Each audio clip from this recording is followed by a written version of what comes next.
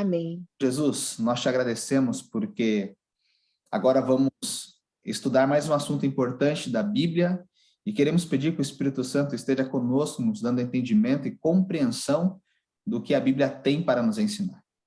Venha nos guiar, Pai, por favor, que a sua verdade e que a sua vontade seja revelada, apresentada a nós neste momento e que o nosso coração esteja aberto para compreender e decidir seguir as suas orientações. Que o Senhor Amém. É o que nós pedimos em nome de Jesus. Amém. Amém. Muito bom, meus queridos, uma boa noite para todos, vocês que estão assistindo a nossa gravação também, sejam todos muito bem-vindos. Hoje nós estamos no nosso 16º encontro, já estamos indo para a parte final dessa série de estudos da Bíblia, que teremos ali, se Deus quiser, provavelmente uma continuidade no final do mês de setembro, para o início do mês de outubro, nós iremos entrar numa série de estudos do livro de Apocalipse e Daniel, e iremos estudar um pouquinho sobre os eventos finais do mundo de uma forma um pouquinho mais detalhada, uma forma um pouquinho mais profética, mas vai ficar um assunto para depois, numa segunda série de estudos, se Deus assim nos permitir. Mas muito bem, só para nós lembrarmos um pouquinho que nós já vimos aqui, senhorita Meire, boa noite, seja bem-vinda também. Nós acabamos de começar aqui. Só para nós podermos relembrar o que nós já vimos. Falamos sobre a Bíblia, sobre a Trindade, sobre a origem do mal, sobre o plano da salvação, sinais e a volta de Jesus. Falamos sobre a morte, sobre a origem do mal, sobre a morte. Depois nós falamos sobre a eternidade, sobre o santuário, sobre o juízo, sobre a lei de Deus, sobre o sábado, sobre dízimos e ofertas, alimentação, dom de profecia, como nós identificamos a igreja verdadeira de Deus, e estudamos o último estudo, o 15º, sobre batismo. E hoje, então, nós iremos ir para o 16º estudo, e falaremos um pouquinho sobre conduta cristã.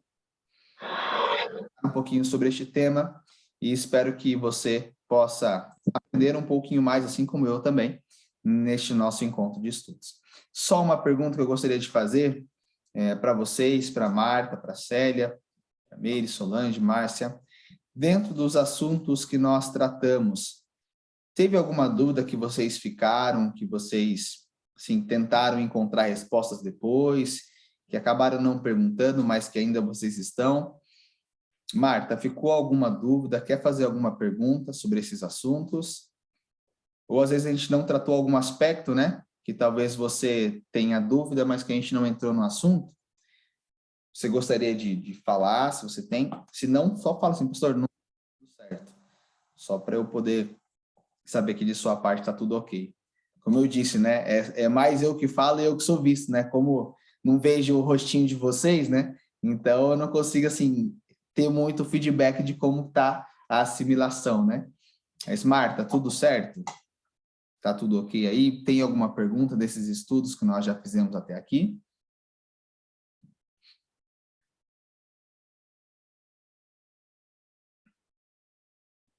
Célia, você tem alguma pergunta? Alguma dúvida que ficou? Não, pastor, para mim está tudo ok. Tá ok, então. Então tá ótimo. Então, amados, nós vamos dar continuidade, já que está aqui o PowerPoint na tela. Hoje nós iremos... Maravilha, Marta. Nós iremos tratar, então, aqui sobre o tema da conduta cristã. Se o último estudo nós falamos sobre batismo, e nós vimos que o batismo ele é muito importante, o batismo ele é o ponto de partida do início da caminhada cristã. O batismo é o momento que você entrega a sua vida a Jesus e começa uma jornada nova ao lado de Cristo. Hoje nós vamos falar, então, como seria esse processo? Como é esse crescimento com Cristo? Como funciona esse processo e algumas dicas, talvez, de algumas ações que nós podemos ter e devemos ter para melhorar sempre o nosso relacionamento com Jesus. Então, vamos falar hoje sobre discípulos de Cristo e sobre a conduta cristã. Um dos grandes problemas hoje que a sociedade encontra quando nós falamos de cristianismo, de cristãos, de igreja, hoje as pessoas, elas não abandonaram a Cristo, mas perceba como as pessoas estão abandonando as igrejas, Por quê? Porque as pessoas têm visto na igreja uma incoerência, um estilo de vida diferente do que aquilo que elas falam que acreditam, né? As pessoas, elas têm colocado máscaras para poder, então, viver os seus gostos, os seus desejos, e acaba trazendo um pouco de choque para as pessoas que estão começando a ter um contato com a verdade, né, achando que os cristãos serão pessoas perfeitas, pessoas sem pecado, pessoas sem erros, pessoas sem falhas, e então elas entram nesse susto, né, no primeiro momento, até então que elas percebem que muitos cristãos não vivem aquilo que pregam, alguns se afastam, outros entendem que nós vivemos dentro de um hospital, porque podemos falar da igreja verdadeira, mas mesmo dentro da igreja verdadeira, mesmo na igreja adventista ou em qualquer outra igreja, existem pessoas sinceras e pessoas que estão ainda num processo de luta, de ainda se desenraizar de algumas coisas que elas gostam, de tirar um pouco do mundanismo de sua vida. Algumas estão no processo já há mais tempo, ou já amadureceram mais. Outros ainda estão começando essa jornada de amadurecimento. E este começar, não estou dizendo que alguém que se batizou agora e está começando a jornada. Alguns, espiritualmente falando, são tão fracos na fé como se elas ainda fossem bebês que tomam leite materno, né? Ainda estão num alimento muito líquido, porque elas não cresceram, não evoluíram, estacionaram na sua fé, no seu crescimento com Cristo. Afinal, pastor, como um cristão deve viver para dar um bom exemplo e um bom testemunho? Nós chegamos a comentar no último estudo, no momento do batismo, nós recebemos, além do batismo das águas, uma porção do Espírito Santo conosco. 2 Pedro 2, verso 39, já tínhamos lido, Pedro ele responde: arrependam-se, primeiro passo, e cada um de vocês seja batizado, segundo passo, em nome de Jesus Cristo, para a remissão dos seus pecados. E vocês receberão o dom do Espírito Santo. Terceiro passo. Então, nós temos aqui 3 passos, que é o processo natural, onde eu sou salvo e agora eu começo uma nova vida. O arrependimento, ele é o ponto de partida. O batismo, ele é a concretização da minha entrega. E o Espírito Santo é a confirmação de que eu quero permanecer ao lado de Cristo, sendo fiel a Ele e a sua palavra. João 3, verso 5, fala: quem não nascer da água e do Espírito não pode entrar no reino de Deus. Então veja que só se batizar não seria o suficiente para ser salvo, porque o batismo é sim o ponto da minha entrega, mas eu preciso agora viver uma vida diferente, que nós podemos chamar de uma vida no Espírito, uma vida nova, uma vida onde o Espírito Santo é quem me guia, quem me direciona. Sendo assim, dessa maneira, poderemos então receber o reino de Deus em nossa vida. Quem não nasce da água e quem não nasce do Espírito não pode ser salvo. O da água, por quê? Porque a água é você casar com Jesus. Se eu o amo, mas não quero casar com ele, eu posso me perguntar: por que não quero casar com Cristo? Será que eu tenho medo de não permanecer? Ou eu penso em daqui a pouco me separar dele? Ou será que no primeiro, segundo obstáculo, pode ser que eu não queira mais segui-lo? Mas uma entrega verdadeira e sincera, um amor verdadeiro, um amor concretizado, ele vai querer viver para sempre ao lado dele. Então, o nascer da água é concretizar esse casamento com Cristo. Quem casa com Cristo precisa viver uma vida de casado. E viver uma vida de casado é viver uma vida agora no Espírito Santo. Ok? Perceba que Cristo, quando foi batizado, ele no mesmo instante, o Espírito Santo desceu como ou em forma de uma pomba sobre Jesus, para mostrar que a partir dali, agora Jesus estava capacitado para cumprir a sua missão de ajustar a vida do crente, né, ou daqueles que têm fé em Deus, com a graça de Jesus e o perdão de seus pecados. Pois bem, quando falamos do fruto do Espírito, o amor é o ponto central do fruto do Espírito. Dentre todas as ações que um crente deve desenvolver na sua vida, nós temos o amor como ponto ápice. O fruto do Espírito, perceba que está no singular. Vocês estão vendo aqui? Ó, fruto do Espírito é amor. Esses dois pontos, ele não existe no grego, tá, gente? Aqui o fruto do Espírito é amor, alegria, e assim ele vai indo. Aqui, óbvio, no português, para ficar mais linguisticamente correto, você coloca os dois pontos. Mas o correto, talvez, a probabilidade maior é que o fruto do Espírito seja apenas o amor. E como consequência de alguém que tem esse amor de Deus em sua vida, vai ser uma pessoa alegre, vai ser uma pessoa que tem paz no coração, vai ser uma pessoa que é longânima, uma pessoa que é benigna, uma pessoa que é bondosa, uma pessoa que é fiel, uma pessoa que é mansa, uma pessoa que tem domínio dos seus próprios desejos. Então, aqui nós temos as consequências de quem tem o fruto do Espírito. Então, veja como essas são as ações preponderantes, primordiais, importantíssimas de quem aceitou Jesus, se entregou a ele. Amor, alegria, paz, longanimidade, benignidade, bondade, fidelidade, mansidão e domínio próprio. Quanto a essas coisas, ou seja, se você praticar essas ações, gente, não vai ter lei que vai te condenar.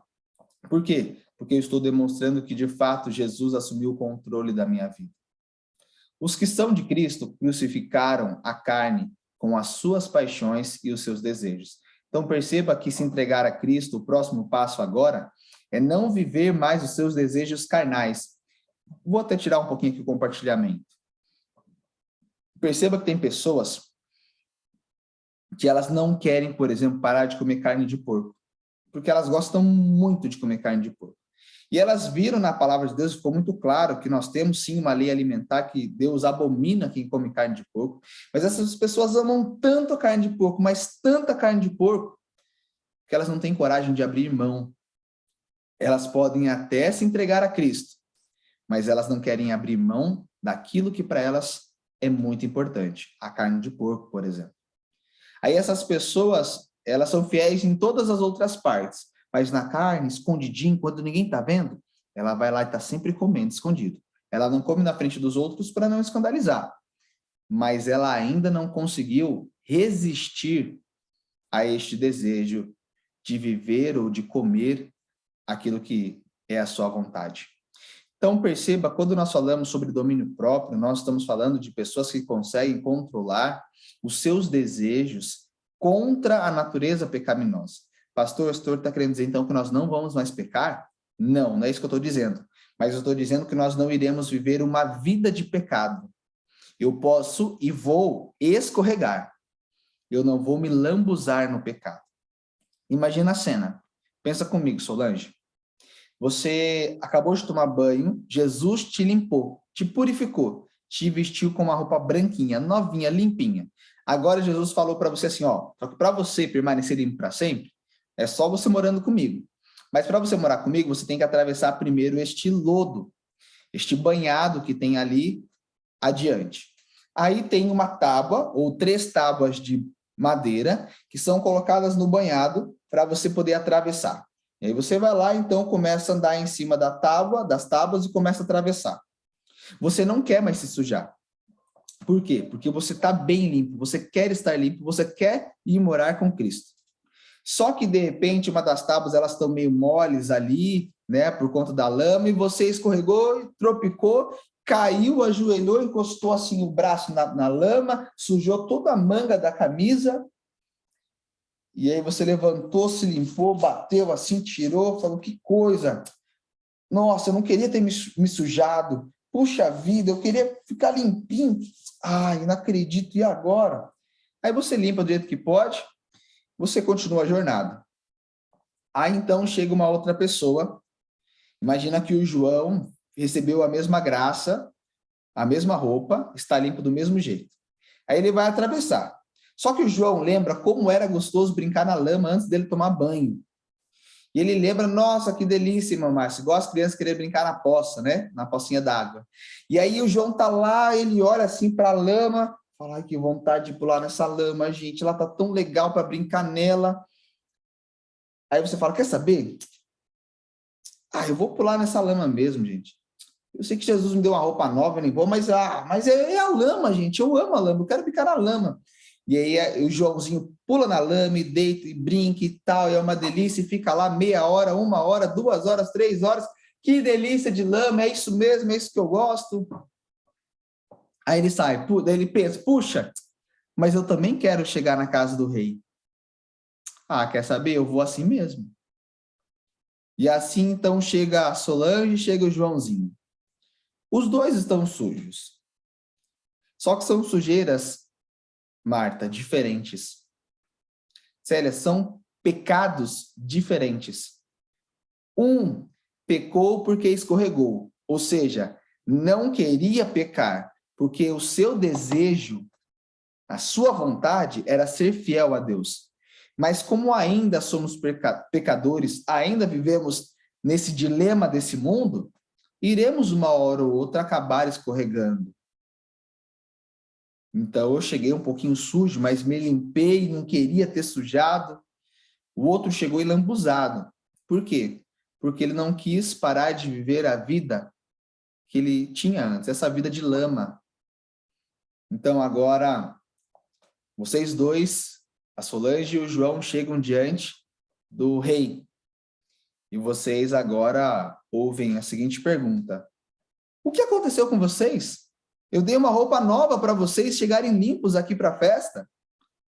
E a Solange então vai olhar e falar: Senhor, eu não queria ter sujado a roupa. Eu queria cumprir o que o Senhor me disse. Eu tentei, Senhor, eu tentei o máximo que eu pude, mas chegou uma hora que a madeira era, em um momento que ela foi tão estreitinha que meu pé nem coube em cima direito. Eu tentei colocar a mão assim para sujar o mínimo possível e depois assim eu já bati tentando limpar porque eu não queria me impregnar com essa lama. Mas, Senhor, tá vendo? Eu tentei, mas ainda tô sujo. Tá bom, Solange, vem cá. Eu tenho uma roupa nova para te dar. Tá aqui. Fica tranquila, tá? Eu sei que você tentou. Eu sei que o caminho era difícil, mas eu sei que você fez sua parte. Você fez o máximo que você pôde. Aí chega o Joãozinho. Fala, Senhor, eu também quero entrar na festa. Aí Deus olha para o Joãozinho e fala, mas Joãozinho, você está muito sujo, o que aconteceu? Ah, Senhor, veja bem, eu sei que o Senhor falou para não me sujar, mas aquela lama era tão gostosa, mas tão gostosa que eu queria viver na lama. E aí eu pulei e fiquei brincando nela mesmo, mas eu também queria vir aqui com o Senhor, então estou aqui. Joãozinho, fala a verdade. Quando você teve a opção de escolher entre fazer o que eu te pedi e ir na lama, o que mais você queria? Qual foi o seu desejo maior? Ah, na hora foi a lama, Senhor. E agora? Agora não sei. Senhor, se você quer estar aqui, Joãozinho? Quero. Mas você quer a lama também? Ah, eu gosto da lama, Senhor. Se eu pudesse... Você percebeu a diferença? Assim é a vida do cristão. Todo pecado que nós cometemos não deve ser um pecado de rebelião contra Deus, mas um pecado de errar o alvo. Sabe quando você quer acertar o centro? Só que você atira a flecha, ela desvia. E é o cristão. Pequei sem querer pecar. Ou como já dizia o Chaves, né? Sem querer querendo, né? Eu não quero, mas ao mesmo tempo quero, porque ainda tem uma natureza pecaminosa. Mas a minha mente, a minha decisão é de não pecar mais. Só que eu acabei escorregando, porque ainda tenho desejos humanos. Então, domínio próprio é você agora deixar que Deus tome conta dos seus desejos. Que Ele te fortaleça para que você resista às suas vontades que são pecado. E agora você possa, então, vencer as tentações. E quando cair, que seja apenas escorregões. Que nós não vivamos uma vida de paixões, uma vida pela carne, uma vida pelos desejos humanos e mundanos. Se vivemos no Espírito, andemos também no Espírito. Pois bem, vamos falar então um pouquinho sobre o processo de santificação, que é o processo que acontece logo após o batismo. Para você entender, eu fiz aqui uma foto para talvez ilustrar um pouquinho para nós. Imagina que você ainda não aceitou Jesus. Você está vivendo nessa red line, né? Nessa linha vermelha, zona de perigo. Estou perdido. Ah, então Jesus já tinha morrido por você, mas agora você conheceu Jesus, Célia, e você falou assim, pastor, eu quero me entregar a Jesus. Eu quero acertar minha vida com Jesus. Eu quero voltar para os caminhos do Senhor. Marta fala, pastor, eu agora quero aceitar Jesus como meu Salvador. Eu entendi a verdade, não tenho dúvidas do que nós estudamos, entendi que é o caminho que Deus quer para mim, e eu quero de verdade amar Jesus. Eu quero chegar no outro lado e ir para a casa do rei. Quero sair da lama do pecado. Quero uma roupa nova e quero ser salvo. Então, a graça de Cristo, nesse momento, é imputada em minha vida. Então, agora eu sou salvo, no mesmo instante que eu aceitei Jesus como meu Salvador. A finalização dessa demonstração de aceitar Jesus como meu Salvador, poderíamos dizer que é o batismo, certo? Mas, pastor, e se eu decidir, mas eu estou numa cama, acamado, estou paraplégico e não posso ser batizado? Então, eu não sou salvo? Não, aí é outro caso. É porque a pessoa não teve a possibilidade, ela está impossibilitada de ser batizada, certo? Mas no caso normal, no nosso caso, finalizaria com o ato do batismo, se entregar a Cristo e ser batizado. Mas perceba que após você ser batizado, você já não se tornou perfeito. Essa linha aqui de cima, poderíamos falar que é a linha da perfeição. Essa linha aqui de cima. Linha da perfeição. Perceba que depois do batismo, você não se torna perfeito no aspecto de não cometer pecado. O que acontece? Você começa a subir gradativamente. Gradativamente, durante toda a sua vida. Cada dia um pouquinho melhor. E quando Jesus voltar, aí de fato você será perfeito, 100%. Quando Jesus transformar você por completo. E aí seremos perfeitos para sempre. Quando a Bíblia fala que nós devemos ser perfeitos, hoje, ela fala então desse processo, que a Bíblia chama de santificação, ou crescimento em Cristo, aonde você cada dia sobe um degrau da escada rumo à perfeição. Tem pessoas que estão aqui no comecinho, tem pessoas que estão aqui, tem pessoas que já estão aqui.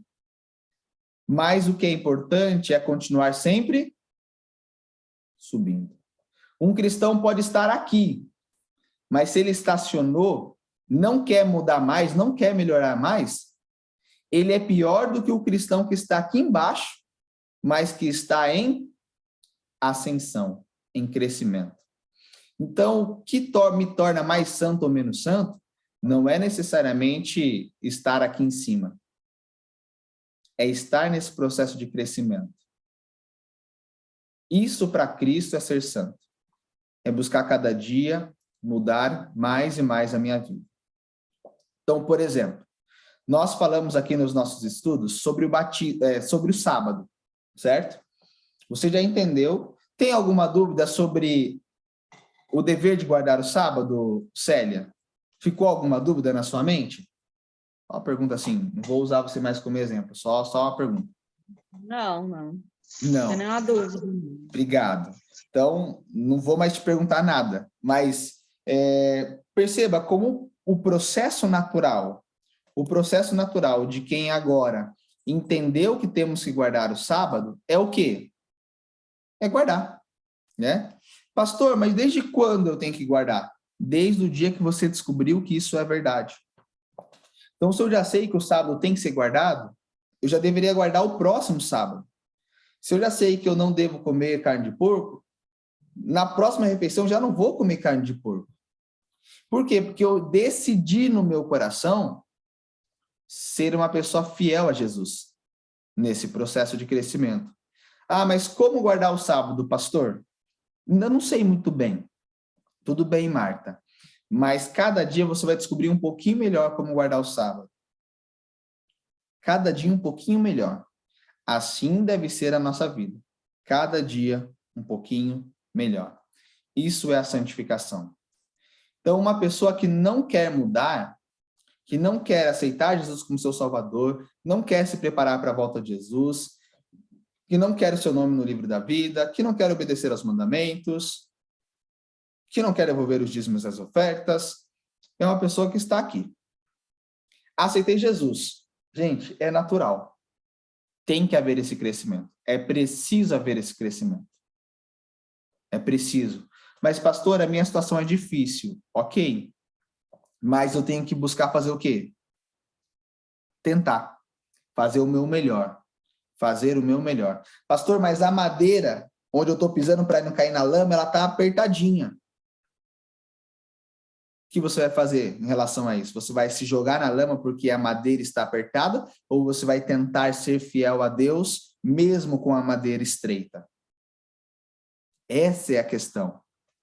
O processo da santificação é sempre tentar, é sempre querer, é sempre desejar ser fiel. Mesmo quando as circunstâncias não são fáceis. Até quando eu caio em pecado e assumo que estou errado, me arrependo dos meus pecados e já quero uma mudança na hora. Senhor, eu caí, eu não queria ter caído, Senhor, me desculpa, me limpa, Senhor. Eu tentei ficar em pé, mas não consegui. A tentação foi mais forte do que eu. Mas eu não queria ter me jogado na lama, não queria ter caído na lama. Perceba como... Quando nós falamos sobre santificação, senhoritas, nós estamos falando de um processo de mudança de mente, que nós poderíamos usar essa expressão bem conhecida, expressão metanoia. Metanoia significa mudança de mente. Então, um cristão, antes de se entregar a Cristo, ele tinha uma forma de pensar sobre a vida, sobre o mundo, sobre desejos, sobre gostos. Aceitei a Cristo como meu Salvador, agora o meu foco é outro objetivo, outro desejo, outros planos, e quando Jesus voltar, aí então, de fato, seremos perfeitos. Então, é um processo. Precisamos mudar a nossa mente. Uma coisa eu vou dizer, os gostos, eles não mudam de uma hora para outra. Você que gosta de beber vinho, ou cerveja, ou alguma coisa, o seu desejo não vai mudar de uma hora para outra. Mas a sua vontade, a sua convicção do que você quer fazer, do que você vai fazer, pode mudar. Então, uma coisa assim, o meu desejo é beber, mas agora eu entendi que eu não posso mais beber. Então, o que eu faço? Na minha mente, já decidi, não bebo mais. Só que ainda o desejo vai ficar lá. A carne vai ficar lá. O processo para que eu cada vez tenha menos desejos, menos vontade de beber, é um processo de mudança. É um processo de desenraização. Processo de desvincular. Eu, por exemplo, eu gostava muito de ouvir músicas quando era adolescente. Hoje não escuto mais nenhuma, mas o processo que eu fui parando, eu entendia, eu lutava contra, eu caía. Mas eu sabia que tinha que mudar, porque essas músicas nada somavam para a minha espiritualidade, para o meu relacionamento com Cristo. E aí foi um processo, eu tentava, caía. Eu tentava ficar firme um pouquinho, aí caía. Ficava firme um pouquinho, caía. Ficava firme um pouquinho, caía. Até que chegou uma hora que eu caía menos e menos tempo, até que chegou um dia que nunca mais, graças a Deus, eu escutei músicas que não agradassem a Deus. Então perceba que é um processo para você desvincular daquilo que você gostava. E isso tem a ver com mudança de mente. Aí você pode falar, Alan, pastor, é besteira o que você está dizendo. Por que pode ser besteira nos ouvidos de alguém? Porque ainda não houve a mudança de mente. Ainda não houve a metanoia. Ainda não houve a mudança de cosmovisão sobre a vida e sobre o mundo. Por isso eu e você precisamos entender que é preciso uma mudança de mente. Muitos cristãos se batizam, se tornam cristãos, não é porque querem viver com Cristo para sempre. É porque somente não querem se perder para sempre. E é aí que está o problema. Cristãos que não querem mudar de vida, só não querem perder a vida. Como para não perder a vida, eles não podem se jogar na lama, então eles tentam o máximo não se jogar, mas se eles pudessem, ficariam na lama. É que simplesmente a lama vai trazer uma consequência muito ruim para eles, mas eles amam mais a lama do que estar com um rei no seu castelo, no seu palácio. Mas como sem o castelo, sem o palácio, sem o rei, não há vida, então é melhor ficar com o rei do que ficar na lama. Mas tem muitas pessoas que são assim. Elas não se convertem a Cristo. Elas só se convertem para não perder a vida, para poderem viver para sempre. Nós devemos seguir a Cristo por amor, porque ele nos amou e nós o amamos de volta, por tudo aquilo que ele fez por nós. E esse deveria ser o processo normal. E isso envolve mudança de mente. Então, guardar sábado, ser fiel, respeitar as pessoas, amar o próximo, guardar mandamentos, mudar a alimentação, dízimos e ofertas, e qualquer outra coisa que seja a minha resposta. Lembra que nós falamos que essa série de estudos ela está dividida em 2 grupos, né? O primeiro grupo é o que Deus fez por mim. O segundo grupo é o que eu faço por Deus em resposta ao que ele fez. Então, salvação, cruz, graça, Jesus Cristo e nada mais. Mas quem foi salvo por ele precisa ter a mudança de vida, precisa ter a metanoia, precisa ser transformado pelo Espírito Santo de Deus. Certo? Então, esse processo precisa acontecer. Então, mudar, fazer o que tem que ser feito, tem que ser prazeroso para mim. Porque o meu prazer não está mais no mundo, está em Cristo. Apesar de eu ter os meus gostos aqui na terra, tem um gosto para mim que é muito mais saboroso. Fiel ao meu Deus. E a minha fidelidade ao meu Deus tem muito mais sabor para mim do que viver os meus gostos, as minhas emoções, os meus sentimentos, os meus desejos aqui na terra. Você entendeu? Então, comer aquilo que eu gosto é bom. Mas quando isso aqui está contrário àquilo que de fato vai me trazer vida, vai me trazer saúde, eu fico com o que vai me trazer saúde, vai me trazer vida. Então, isso é mudança de mente. E nós, cristãos, precisamos mudar a nossa mente para que de fato vivamos um cristianismo verdadeiro. Então, eu digo para você, Marta, para você, Célia, para você, Solange, para você, Meire, para você, Márcia, nós temos que seguir a Cristo, independente das circunstâncias. Se você pensou em algum momento, ou se você até saiu da igreja, porque alguma coisa aconteceu que feriu o seu coração, volta. Volta, volta. Porque quando eu falo de sentimentos, o mundo, ou as coisas que acontecem no mundo, não pode ser maior aquilo que é o meu desejo máximo, viver com Cristo para sempre. Então, não existe circunstância que seja maior do que o meu desejo de viver com Cristo no céu. Então, nada vai poder tirar de mim o desejo de ser fiel a Deus, mesmo que eu tenha que conviver com pessoas que não me amem, mesmo que eu tenha que viver contra alguns desejos humanos que tenho. Em Lucas capítulo 18, eu não trouxe o texto aqui, mas fala lá, logo depois da história do jovem rico, você pode ler na sua casa aí depois com o tempo, fala logo depois da história do jovem rico, que Jesus fala quão difícil é para um rico entrar no reino de Deus. E Pedro então fala, Senhor, eis que nós deixamos nossa casa para te seguir. E Jesus responde assim, não há ninguém que tenha deixado casa, pai, mães, filhos ou qualquer coisa pelo reino de Deus que não receba no presente muito mais e na vida por vir, a vida eterna. O que Jesus está nos dizendo neste verso é que quando eu decido seguir a Cristo, nenhuma desculpa será válida, porque nada deve ser mais importante para mim do que a minha fidelidade ao meu Deus. Mesmo que às vezes a minha família vá contra mim, mesmo que às vezes eu perca um trabalho, mesmo que às vezes eu vá contra alguém que eu gosto tanto, o meu amor para com Cristo tem que ser sublime, supremo, maior do que qualquer sentimento e amor que eu tenha por alguma outra coisa aqui nesse mundo. Isso tem a ver com metanoia, mudança de mente, mudança de pensamento, de desejos, de vontades. Pois bem, para a gente continuar, pastor, como posso eu ter essa mudança de mente? E eu vou apresentar aqui alguns conselhos que a Bíblia nos apresenta de como nós podemos mudar a nossa mente.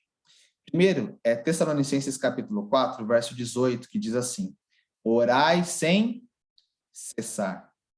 Viver uma vida de oração é extremamente importante para o cristão. Um cristão que não ora, um cristão que não conversa com Deus, é um cristão fraco na fé.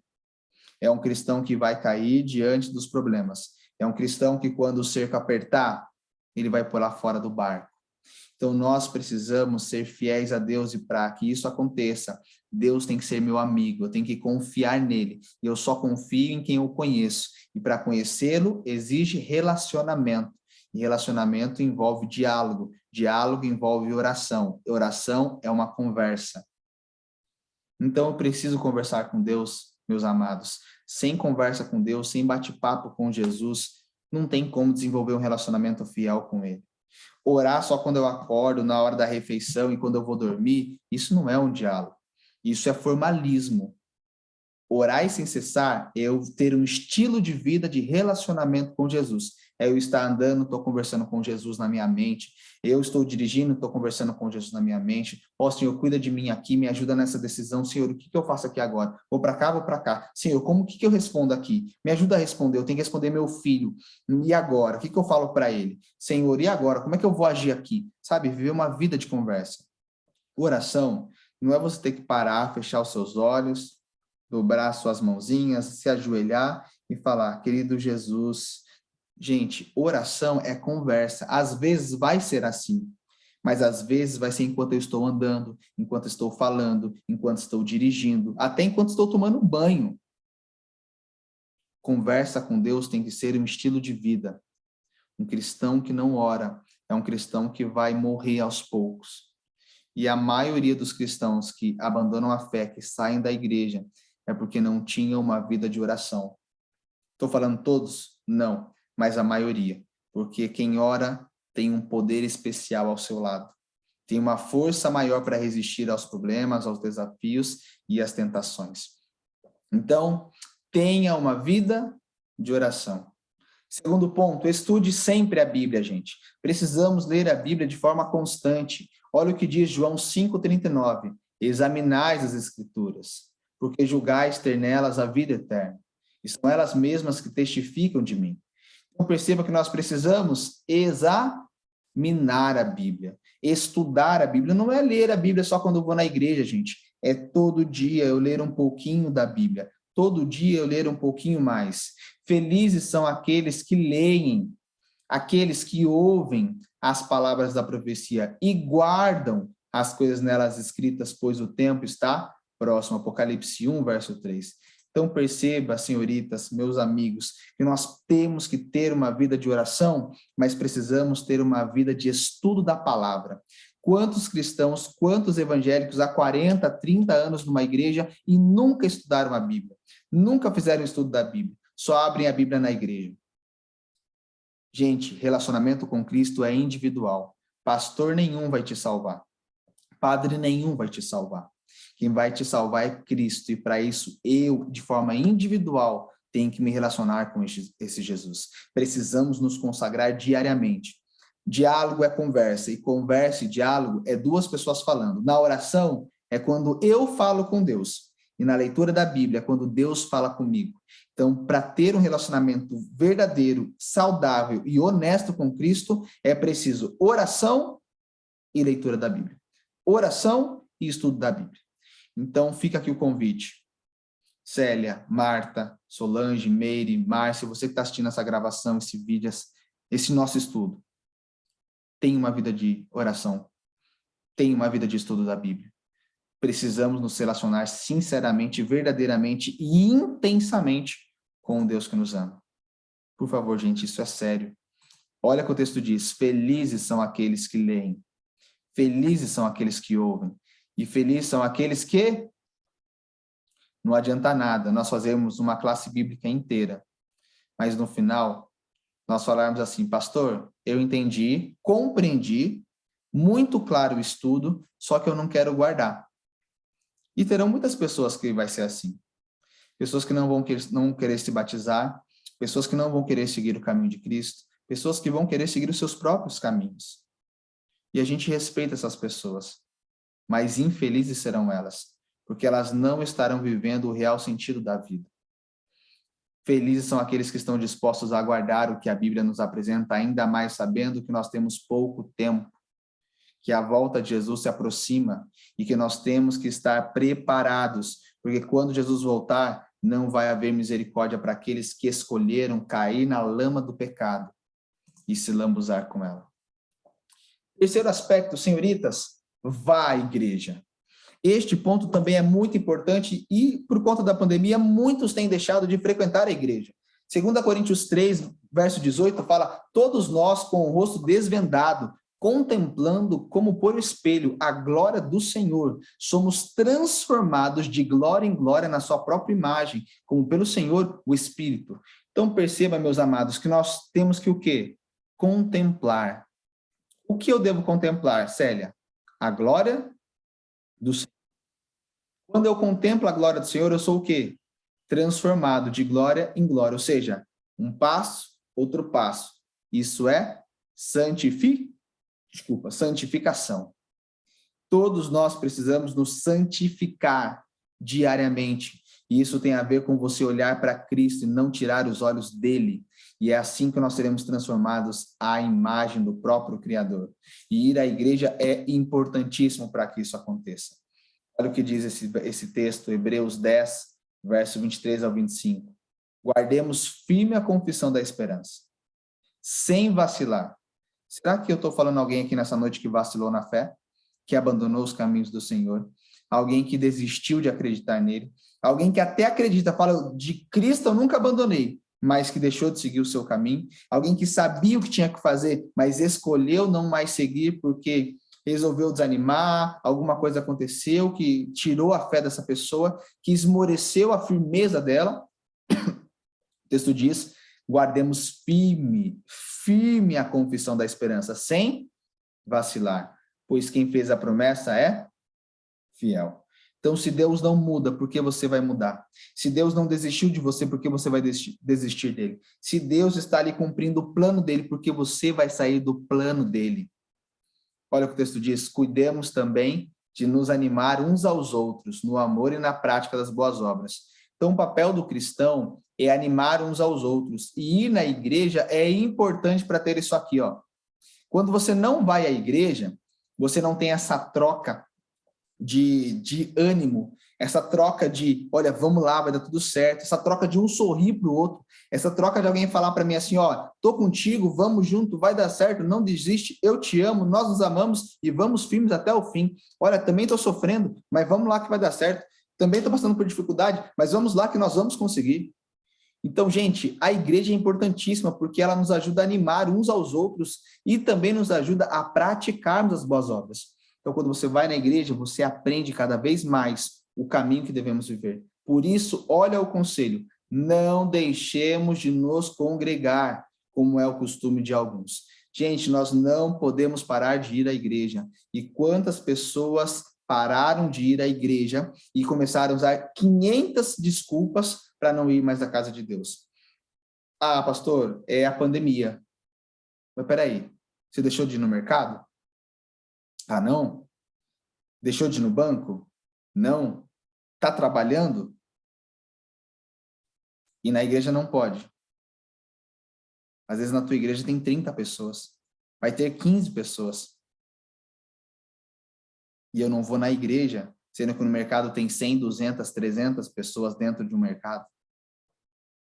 Numa empresa grande. Gente, tem coisas que nós não podemos abrir mão. E ir à igreja é uma dessas coisas. Sabe por quê? Na igreja é quando nós vamos para adorar a Deus. Você não vai na igreja só para receber. E pessoas falam assim, ah, pastor, mas eu estou bem em casa. Não perdi a fé. Tá, mas e aí? Como que você tem adorado a Deus? Porque vamos ser sinceros, gente. Em casa não é a mesma coisa. A forma como nós cantamos, a roupa que nós vestimos para Deus, a adoração em meio à comunidade, os dízimos e as ofertas sendo entregues, o sermão ouvido, o amém falado, tudo isso faz parte da nossa adoração ao Senhor e nós não podemos trocar isso por nada, por nada. Temos que manter firmes essa nossa decisão de estarmos na casa de Deus, ainda, diz o texto, ainda sabendo mais ainda que o tempo está próximo. Pelo contrário, façamos admoestações, ainda mais agora que vocês veem que o dia se aproxima. Então, agora que nós sabemos que Jesus está quase voltando, eu vou parar de ir à igreja? Jamais, gente. Se você não está indo na igreja, começa a ir. Se você não está indo à casa do Senhor, vá. Porque você precisamos estar na casa de Jesus, mas em qualquer casa, em qualquer igreja. Gente, já estudamos sobre isso. Temos que ir na igreja que ensina os 10 mandamentos. Temos que ir na igreja que ensina que somos salvos pela graça. Temos que ir na igreja que guarda o sábado. Temos que ir na igreja que não come alimentos imundos. Temos que ir na igreja que fala sobre o dízimo das ofertas da forma correta. Temos que ir na igreja que entende que tem uma missão mundial. Temos que ir na igreja profética, na igreja remanescente, na igreja verdadeira. Pastor, mas eu conheci a verdade, mas eu quero continuar indo na outra igreja. Tem problema? Bom, o texto está falando aqui, ó, que nós devemos cuidar também de nos animar uns aos outros no amor e na prática das boas obras. Se na igreja que você vai não ensina as verdadeiras boas obras, ora, ela vai te orientar, vai te induzir, vai te conduzir, vai te orientar, vai te ensinar a você viver umas obras que não são do caminho do Senhor, ou pelo menos não da forma correta. Então, por que estar num lugar que vai sempre me ensinar um aspecto que não é o que está na Bíblia? Ou que vai deixar de cumprir algo que está na Bíblia? Não tem lógica, gente. Vai entrar choque entre vocês. Aí você vai falar, pastor, aí você vai chegar lá na igreja e falar assim, olha, nós temos que guardar o sábado.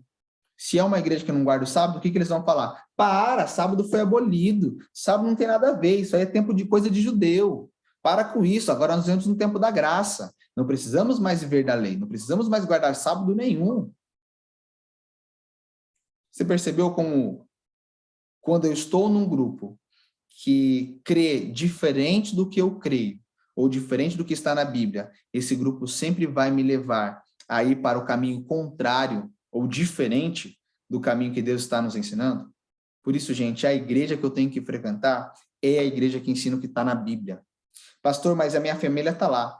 Sabe o que você faz? Começa a ir na igreja que ensina a verdade, e a tua fidelidade, o teu exemplo, o seu crescimento em Cristo, a sua conduta cristã, vai ser uma luz na sua casa.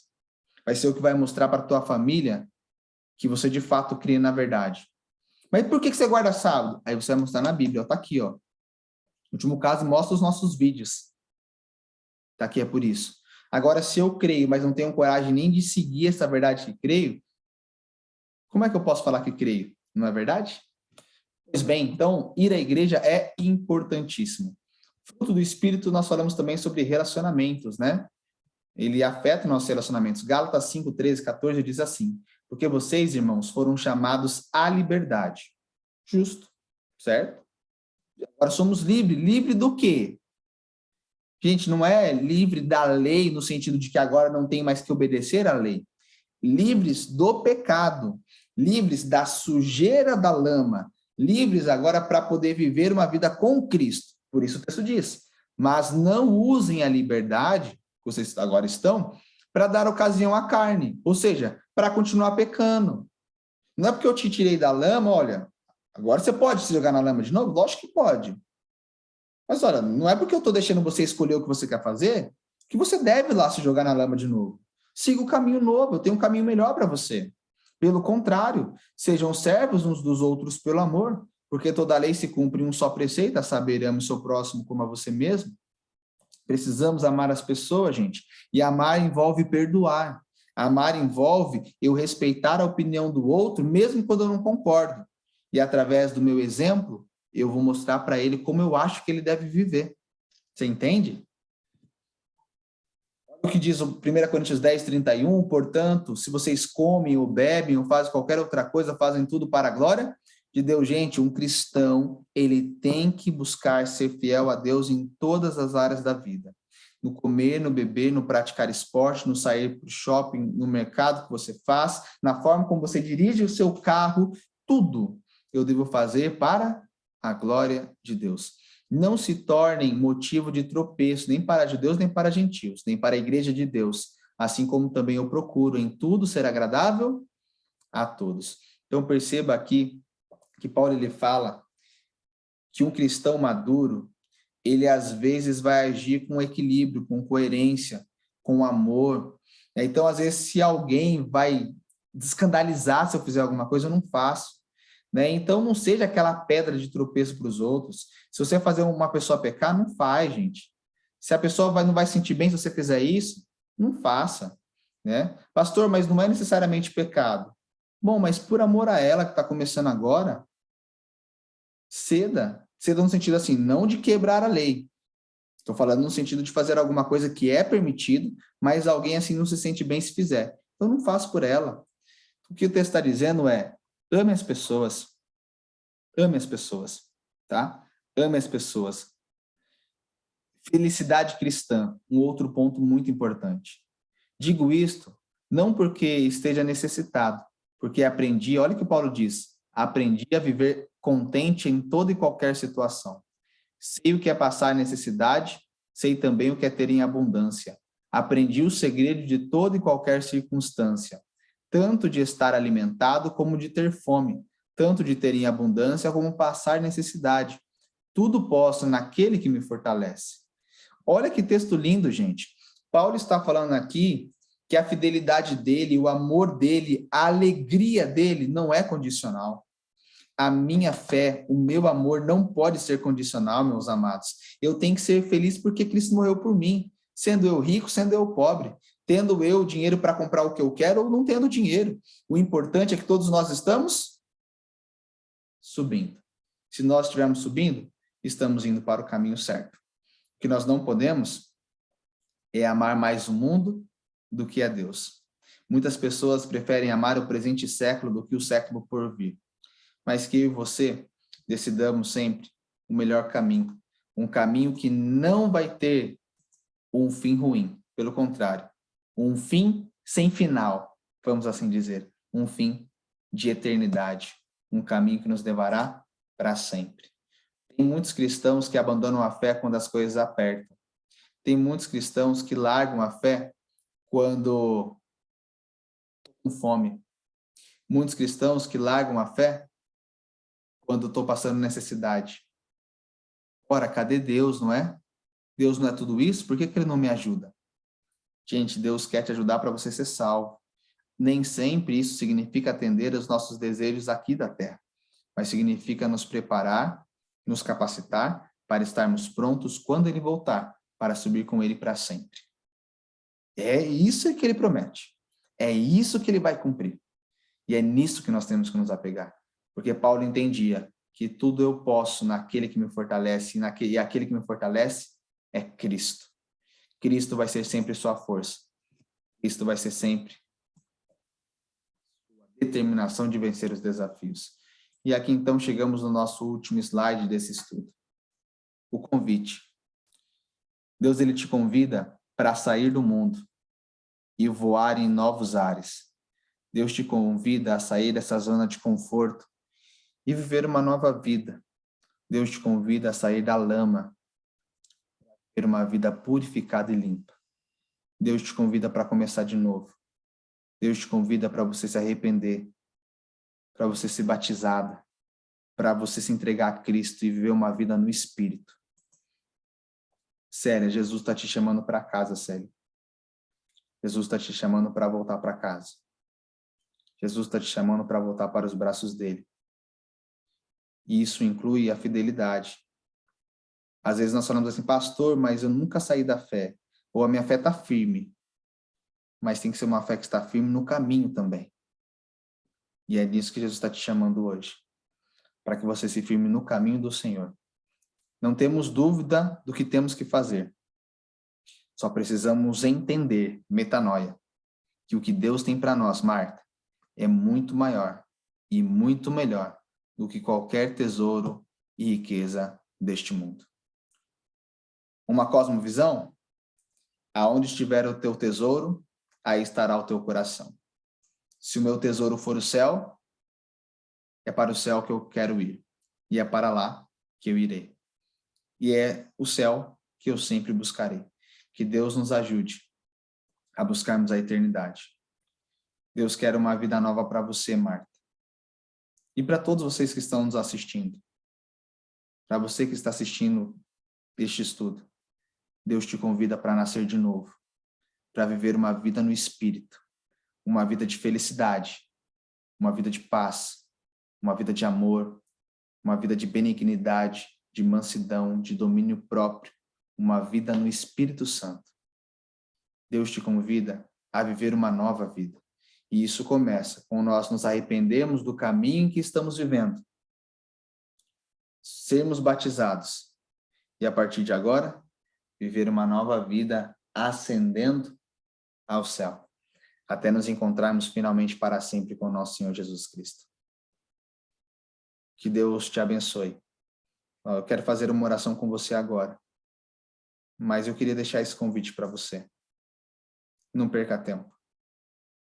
Jesus está quase voltando. Mas Jesus está te dando um último chamado para você voltar para casa, para você seguir o aprisco do Senhor. João 10 falava de 2 apriscos. E o bom pastor tem o seu rebanho. Mas ele tem ovelhas que estão em outros lugares, em outras igrejas, em outros caminhos. Mas que a ele era conveniente que ele as conduzisse, que ele as conduzisse pelo caminho correto. Então eles a chamaria. E as suas ovelhas, que são sinceras, percebem que é a voz do pastor que está falando a elas através da palavra de Deus. Então elas seguirão, entrarão no seu rebanho, e haverá um só rebanho e um só pastor. Se o seu desejo é fazer parte desse rebanho, é aceitar o convite que Deus faz para você, eu convido você a fechar os seus olhos e orar comigo agora. Se é o seu desejo, repita essa oração. Senhor Jesus, eu quero seguir o teu caminho. Eu quero ser salvo. Eu quero sair da lama do pecado. Por isso, Jesus, entre em minha vida. Me salve para o teu reino. E me dê uma nova vida com o teu Espírito Santo. Que eu ame mais o céu do que a terra. E que quando Jesus voltar, possamos morar com ele para sempre no céu. Esse é o nosso desejo. Em nome de Jesus. Amém. Que Deus te abençoe, meu amado, minha amada. Que Deus fortaleça a sua fé. E nunca desista dos caminhos que Deus tem ensinado para você. Lembre-se, oração, estudo da Bíblia, vá à igreja, encontre felicidade no Senhor e tenha sempre bons relacionamentos com as pessoas, independente de que relação. Que Deus te abençoe e te guarde. Uma boa noite a todos. Nos vemos então no nosso próximo estudo. Um abraço. Tchau, tchau.